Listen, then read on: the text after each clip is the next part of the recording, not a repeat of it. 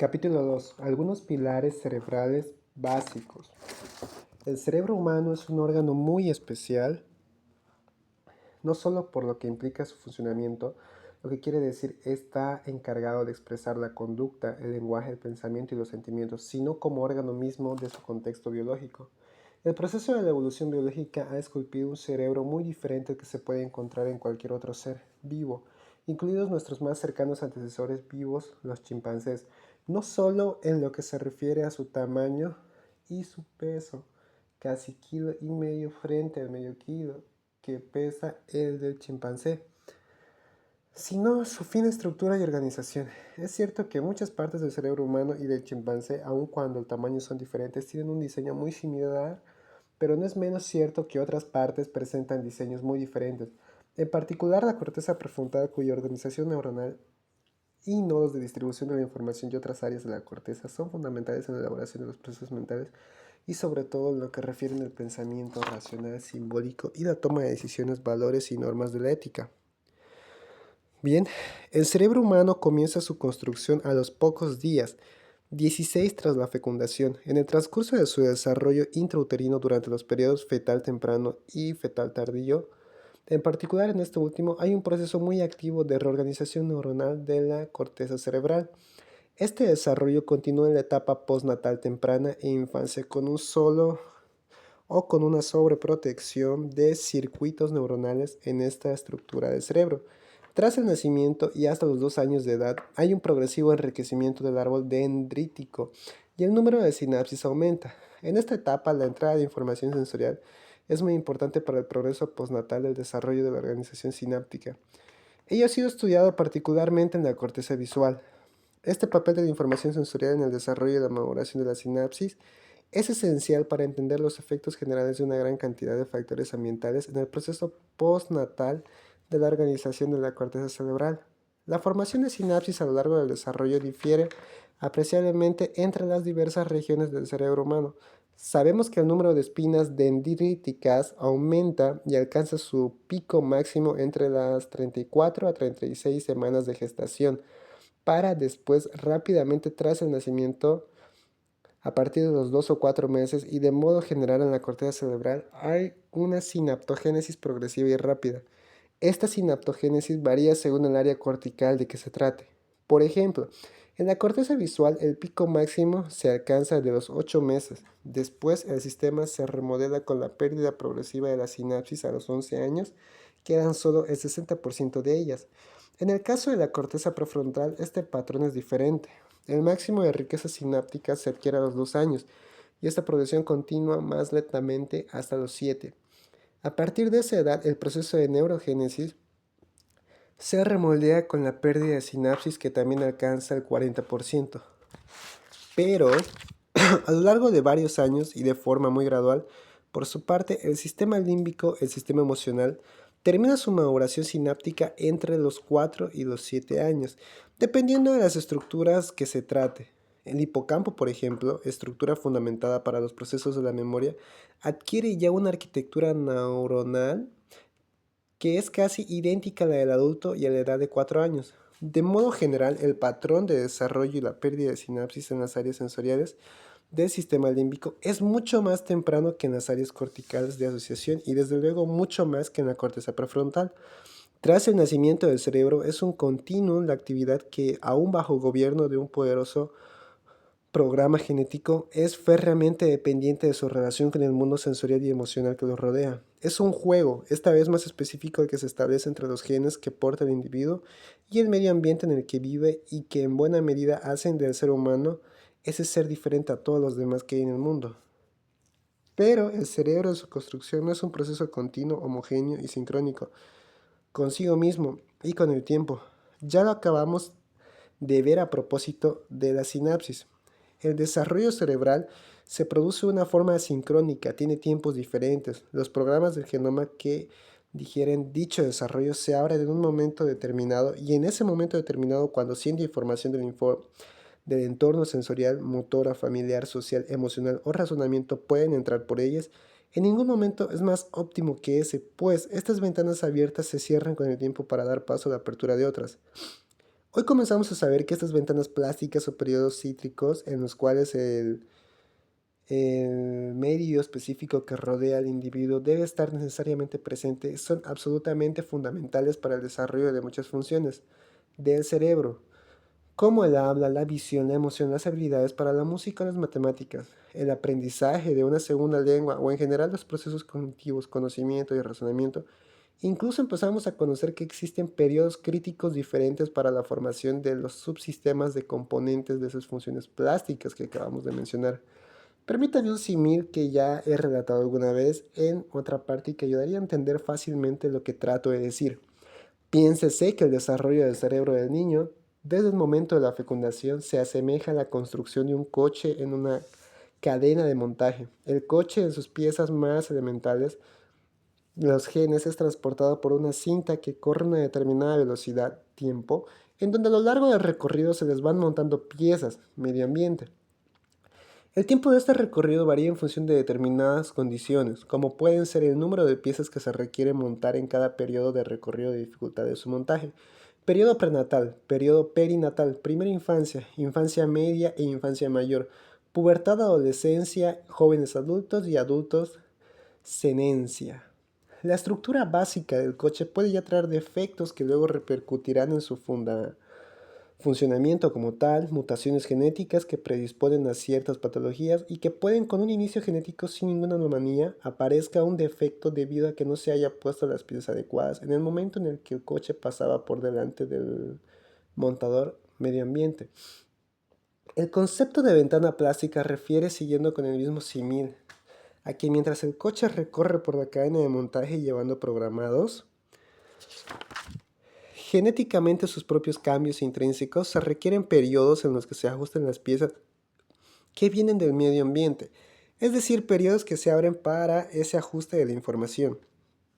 Piezas provenientes del medio ambiente que se cierran definitivamente pasado ese tiempo crítico. El caso de ventana plástica más claro y definitivo del mundo biológico es el descrito por Konrad Lorenz en las aves y que se conoce como imprinting. Casi todo el mundo conoce lo hecho de que las aves, tras salir del cascarón, siguen el primer objeto que se mueve delante de ellas, y este generalmente es la madre. Puede durar solo unas horas, pasado este tiempo se pierde. En los niños recién nacidos ocurre otro tanto para otras muchas funciones. Por ejemplo, para la visión, el periodo de los primeros meses tras el nacimiento es tan crítico que una deprivación de la visión en el niño de tan solo una semana puede tener marcados efectos para su futura visión. Hoy se sabe que tener marcado efectos para su futura visión en el desarrollo de los diferentes circuitos en la retina y el tálamo o en las numerosas áreas corticales que codifican diversos aspectos del mundo visual como las formas, el color o el movimiento, se desarrolla con ventanas plásticas que se abren a tiempos diferentes de una duración de unos pocos meses. Tal plasticidad alcanza a todos y cada uno del resto de los sistemas sensoriales, pero también alcanza otras funciones del sistema emocional, como las implicadas en los mecanismos de la curiosidad, la emoción, la atención, la empatía y la memoria, y que no terminan su maduración antes de los 4 años, lo que tiene implicaciones sobremanera importantes para desarrollar procesos que claramente tienen que ver con los del aprendizaje y la memoria. Hay muchas otras ventanas plásticas entre las que sobrepasan la forma especial del lenguaje. Parece que el habla no es algo con lo que se nace.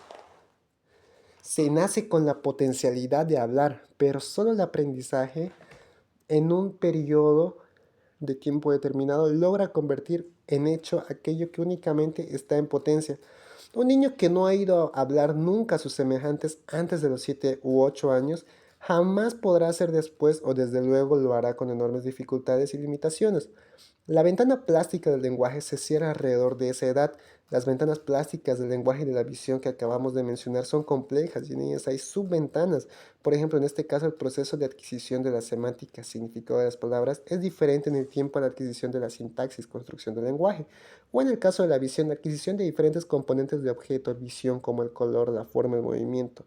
También es temporalmente diferente. Es más, parece que existen no solo ventanas para los grandes sistemas, o subsistemas, sino microventanas de duración horas o días, o la conformación molecular de muchos microcircuitos en el cerebro. ¿Podrían estos conocimientos ayudar a definir mejor los tiempos de la enseñanza, por ejemplo, la gramática, el inglés o de la tercera lengua? ¿Cuándo para enseñar las matemáticas. Pero hay otras muchas ventanas plásticas, como aquellas que se abren alrededor de la pubertad, que aun cuando todavía pocos conocían el nivel neurobiológico, son de enorme relevancia. Y es que conocer esos mecanismos por los cuales opera el cerebro emocional en esas edades tempranas y cómo procesa y codifica ese complejo ingrediente de la carga genética, carga un ambiente biológico, educación y cultura en el contexto de una invasión hormonal crítica que abre el cerebro y fija nuevos patrones de conducta individual. Es absolutamente imprescindible para conocer las raíces biológicas de esa otra etapa. Esa otra etapa convulsa que es luego la adolescencia. Precisamente durante esos periodos relativamente largos, que son la pubertad y la adolescencia, el cerebro sufre profundos cambios en su camino de construcción hacia el cerebro adulto. Cambios que no son solo de matiz o de moldeado de un cerebro ya hecho, sino un auténtico hacerse, cerebro adulto con la muerte de neuronas y el aumento de disminución del grosor y el árbol de conexiones de las que permanecen vivas. De estas ventanas que estamos esperando, considerando, hay un área del cerebro, la corteza prefrontal, que sufre un retraso de la maduración considerable. Esta área del cerebro está implicada nada más que en todo aquello que consideramos más humano desde la ética, la moral, el razonamiento y la propia responsabilidad social, el control de las emociones y la impulsividad a futuro de la propia vida del individuo. Esta parte del cerebro de la que hablamos, de hecho, no termina de madurar hasta los 25 o 27 años, que es cuando ya han aparecido ciertos neurotransmisores y cuando se han terminado de aislar con melanina los axones de las neuronas. Entonces, ¿qué ventanas se abren y cuáles se cierran en esas neuronas? ¿Qué ventanas se abren y cuáles se cierran en ese largo periodo tan crucial para la construcción madura del ser humano? ¿Qué ventanas se abren cuando se cierran durante la pubertad y en esa cascada hormonal que invade y transforma el cerebro de los jóvenes? Y cuando durante ese largo periodo de adolescencia en el que, como acabo de señalar, mueren tantas neuronas y hay una nueva reorganización de ciertas áreas de la corteza cerebral. Y en todo esto, ¿qué elementos y estímulos del medio ambiente son los más relevantes para una mejor educación y enseñanza de la adolescencia?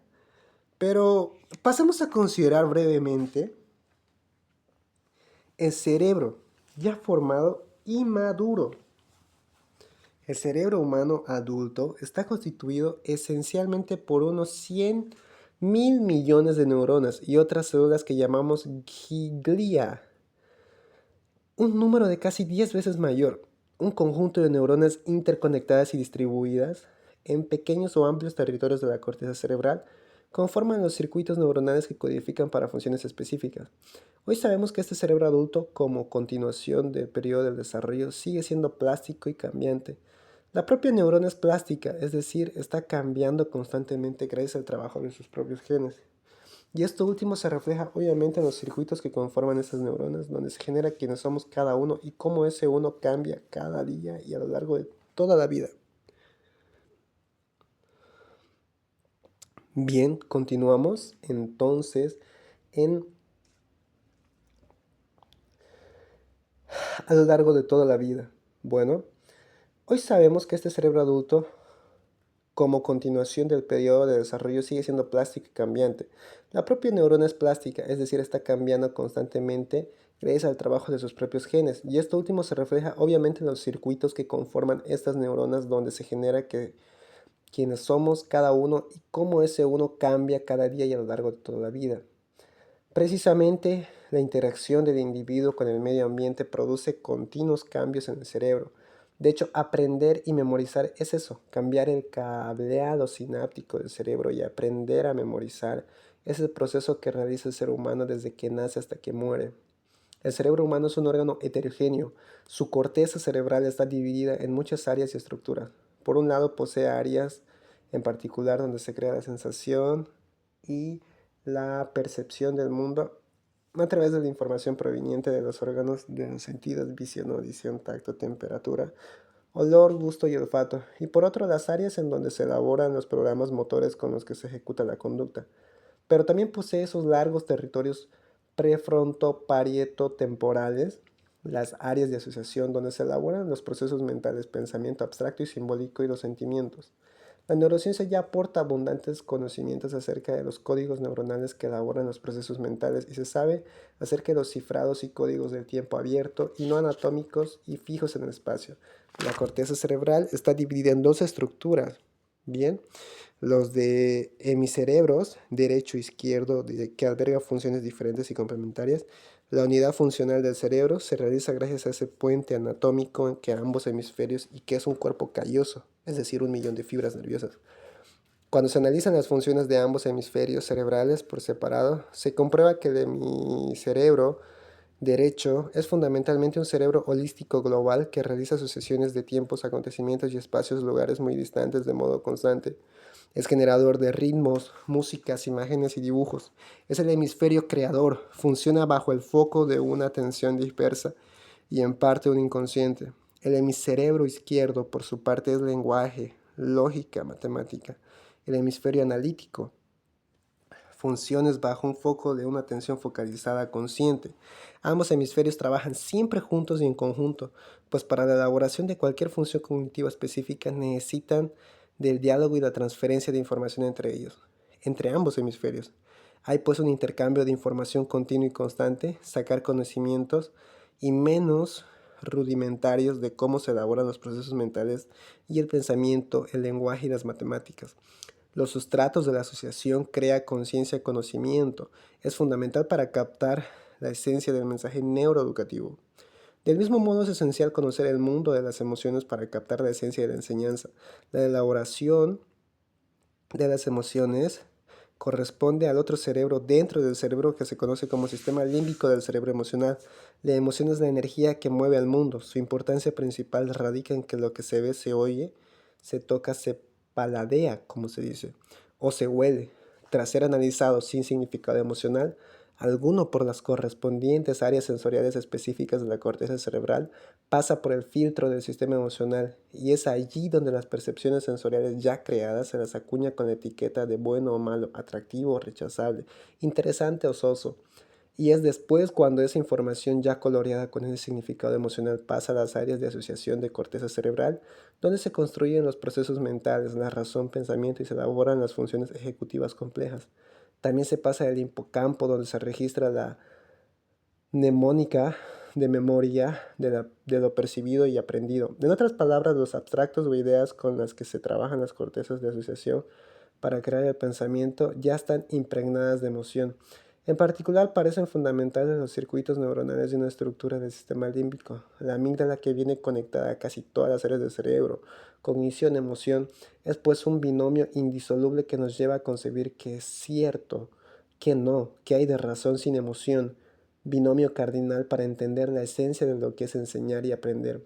Sacaremos ventaja de estos conocimientos básicos en los capítulos que siguen.